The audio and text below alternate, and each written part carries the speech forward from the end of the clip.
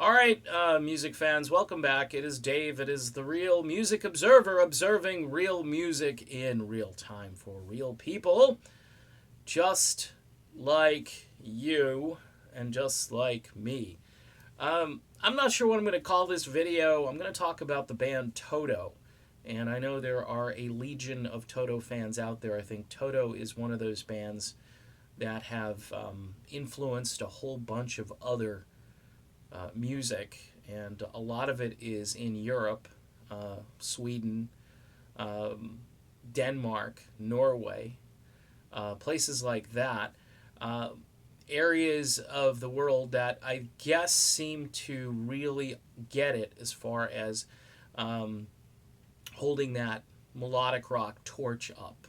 And Toto has that West Coast element, so they are a very sophisticated bunch. They've got some Steely Dan enzymes. They've really, over the years have created a great legacy.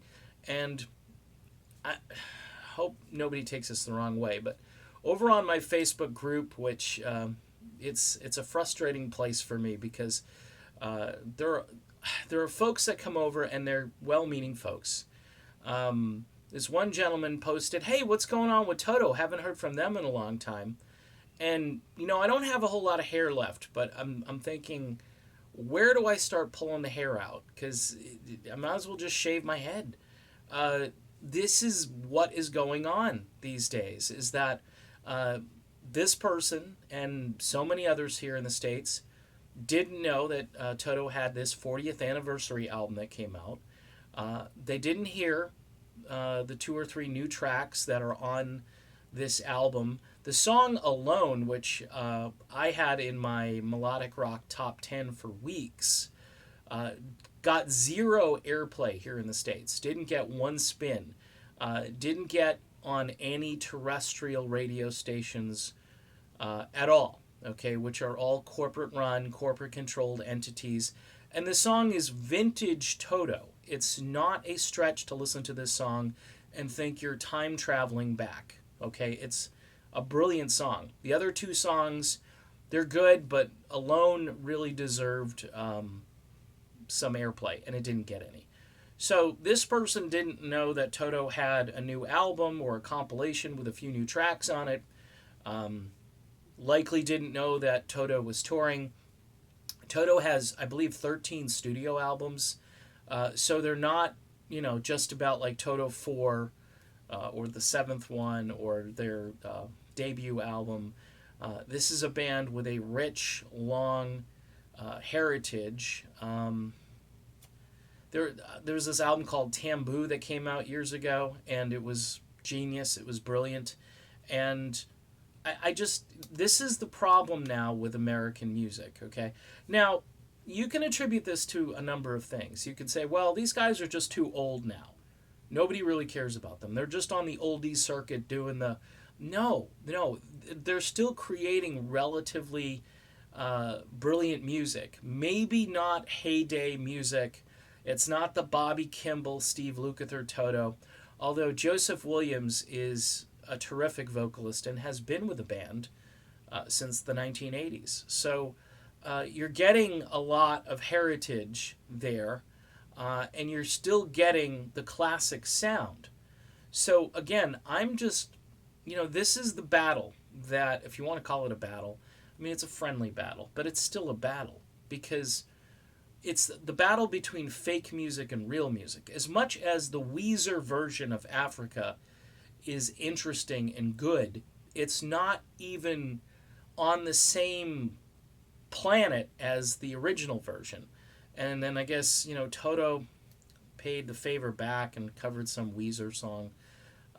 Look, I know Weezer has some enzymes as far as their melodic rock mojo goes, but just not into Weezer, okay? I'm sorry. I mean, it's okay, but it's just not my cup of tea.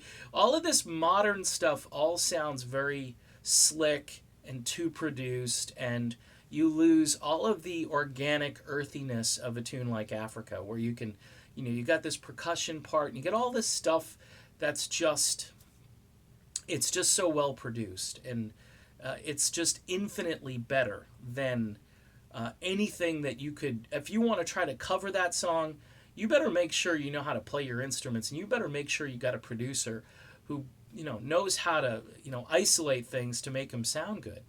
Because otherwise, again, it's just a wall of sound, and I've noticed that Weezer's cover, Steve Lukather liked it, and here's the thing: Toto gets publicity that's great, and then Toto kind of pays the favor back.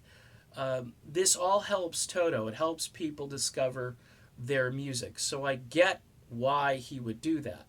But from, a melodic rock point of view, a standard, um, there's really no touching Toto. Okay, there just isn't. And there are other bands from that era that, you can cite like Steely Dan and the Doobie Brothers and West Coast music. Bill Champlin is a genius. There are a lot of people who are kind of surrounding that solar system, that little mini solar system of music over there on the West Coast. Toto is really at the center of it. So anyway, I'm gonna wrap this up. It's just sad that somebody comes over and says, "Hey, what's going on with Toto?" It's corporate media, corporate music media. Seriously, just shutting down any kind of creativity or a band that comes through from the past, because if it catches on again, if somebody hears it, their whole little charade of fake music is just, it's going to collapse like a house of cards. I mean, people are going to hear it and they go, well, why would I listen to this when I can listen to this over here, which sounds so much better? Maybe. Or maybe we've just got a generation of folks now that have been programmed, and if they hear the old stuff, they're just going to think it's cheesy, or they're going to laugh at it. I don't know anymore. I'm done. I'll see you soon.